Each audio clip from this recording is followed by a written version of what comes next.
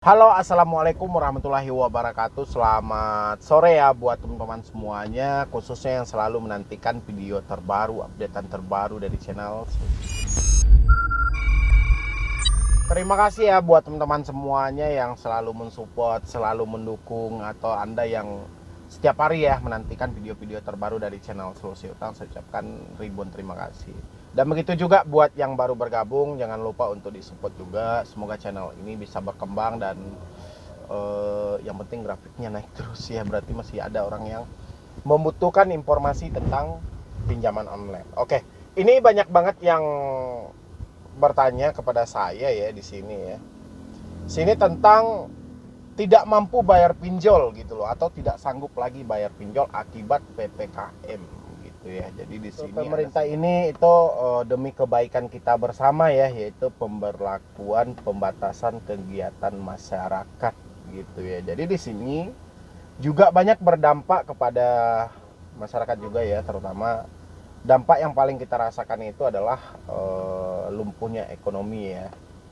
Ya karena dari itu pemerintah juga sebenarnya ini kan kemarin juga saya bilang ini nggak ada yang bisa disalahkan ya. Di satu sisi pemerintah ingin memutus mata rantai COVID-19, tapi di sisi lain juga banyak yang menderita karena kelumpuhan ekonomi mereka. Oke, dan di sini yang kita bahas itu bukan soal pemerintahnya, tapi soal tidak mampu bayar pinjol, tidak sanggup bayar pinjol di tengah lumpuhnya ekonomi saat ini atau PPKM gitu loh.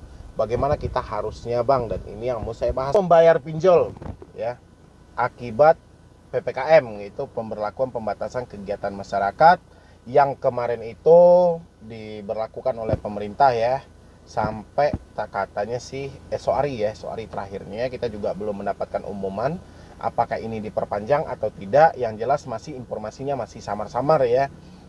Jadi di satu sisi ada menteri yang bilangin ini diperpanjang, dan di sisi lain juga ada menteri yang bilangin ini tergantung dari keputusan presidennya. Dan kita berharapnya keputusan ini adalah keputusan yang terbaik diambil oleh pemerintah demi memutus rantai COVID-19 dan juga mempertimbangkan segi ekonomi dari masyarakat ya. Oke, jadi di sini banyak orang yang mengeluh, saya perhatikan di sini ya, akibat PPKM. Jadi PPKM dan PSBB ya, yang dulu sekitaran bulan Maret 2020 ya. Jadi saya rasa polanya di sini juga hampir sama ya, sama-sama kita dibatasi, sama-sama kita dilarang, sama-sama kita juga WFH, dan banyak juga pengurangan, banyak juga toko yang tutup, banyak juga usaha yang macet. Jadi hampir sama saya rasa gitu loh. Ya, dengan tujuannya juga dengan hal yang sama, tujuannya juga dengan virus corona ini gitu loh. Ya. Dan sekarang teman-teman menyatakan semuanya tidak mampu bayar pinjol. Baik itu legal maupun ilegal. Gimana, Bang? Ya. Jadi gini. Kalau didasari atas ketidakmampuan, ya, ini didasari ketidakmampuan ini ya, ketidakmampuan, ya, dan kita berusaha di sini mengumpulkan uang dulu untuk bertahan hidup, ya, saya juga mendukung hal seperti itu, ya. Apalagi Anda suami istri misalnya kerja, dua-duanya saat ini dirumahkan, dan Anda ada stok uang misalnya, agak 3 juta atau 4 juta gitu, ya. Tapi Anda ini yakin ini beberapa hari ke depan atau beberapa minggu ke depan itu Anda tidak akan mendapatkan pemasukan, dan Anda mencoba untuk mengurangi pengeluaran Anda atau menstop dulu beberapa tagihan Anda ya untuk bertahan hidup.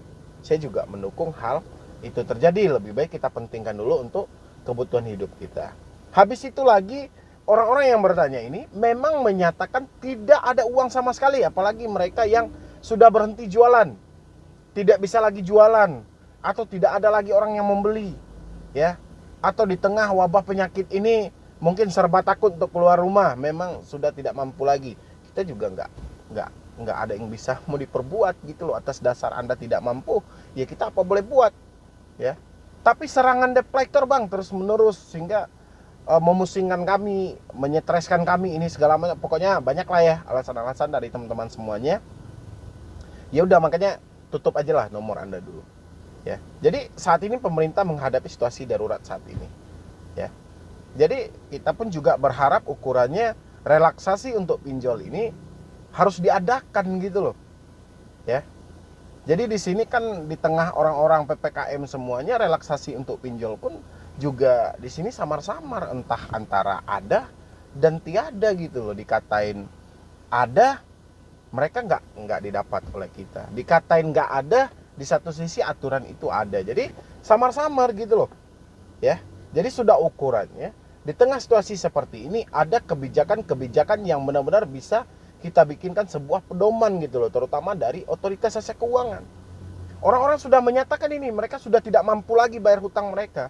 Mereka tidak sanggup lagi bayar pinjol gitu loh misalnya. Ya. Kenapa? Karena keterbatasan ekonomi mereka. Kalau mereka paksain ini mengeluarkan uang untuk menutupi hutang mereka, kayak mana untuk biaya hidup mereka? Ini nggak bisa bekerja ini. Ya. Kalau ia sempat PPKM ini diperpanjang, udah nauzubillah lah itu. Apa yang akan terjadi? Ya, makanya saya dukung juga teman-teman semuanya. Kalau saat ini ada satu tagihan, misalnya Anda harus bayar tagihan besok 1 juta misalnya gitu. Sementara uang yang ada di tangan Anda hari ini cuma 1 juta juga. Saran saya jangan dibayarkan dulu. Ya, simpan duitnya dulu karena kita ini esok hari masih hidup. Ya. Jadi suatu saat kondisi ini sudah normal baru Anda tutup. Yang penting kita saat ini kebutuhan hidup paling utama dulu. Kayak mana Anda bisa memenuhi kebutuhan hidup Anda, itulah poin penting saat ini yang harus Anda pertahankan dulu. Ya. Betul, soal hutang itu memang kewajiban kita, tapi di tengah kondisi seperti ini makan dan minum itu paling utama. Ya. Jadi wajar kalau teman-teman semuanya pada mengeluh kepada saya, "Bang, gimana Bang? Kami tidak mampu lagi Bang bayar pinjol Bang. Kami tidak sanggup lagi Bang bayar pinjol Bang." Iya, dan saya juga seperti itu. Saya juga berharapnya tadi itu di tengah ketidakmampuan masyarakat seperti ini, ada satu kebijakan yang diambil oleh otoritas jasa keuangan atau tidak perlu bayar tagihan dulu selama kita PPKM. Ya. Atau misalnya ada debt collector ataupun penagih hutang yang sengaja mengunjungi orang ke rumah ini segala macam, akan kita berikan sanksi. Dan kebijakan itulah yang saya tunggu-tunggu, itu belum muncul gitu loh. Ya. Jadi buat teman-teman semuanya, ambil inisiatif sendiri. Yang penting bertahan hidup dulu. Yang penting ya, Anda harus bisa bertahan hidup. Jaga tetap imun Anda, lengkapi vitamin buat Anda dan keluarga Anda. Yang penting jangan sampai drop. Ya. Kita kehabisan uang nggak apa-apa, tapi jangan sampai kesehatan kita makin menurun. Itu yang paling diutamakan dulu. Debt collector nakal Bang, terus aja Bang, mau WA, menelpon ini segala macam, yaudahlah, matiin aja smartphone Anda dulu. Lagian Anda juga dirumahkan kan? Ya, matiin aja dulu, ambil aja keputusan yang terbaik buat diri Anda. Saya yakin Anda mempunyai keputusan yang terbaik buat diri Anda, lakukan itu saat ini. Karena posisinya sudah darurat kayak gini. Anda mau bekerja kayak mana? Apalagi yang di daerah Jakarta, Pulau Jawa, saya melihat itu kan lingkungan padat semua dan di situ aturan paling tegas banget gitu loh.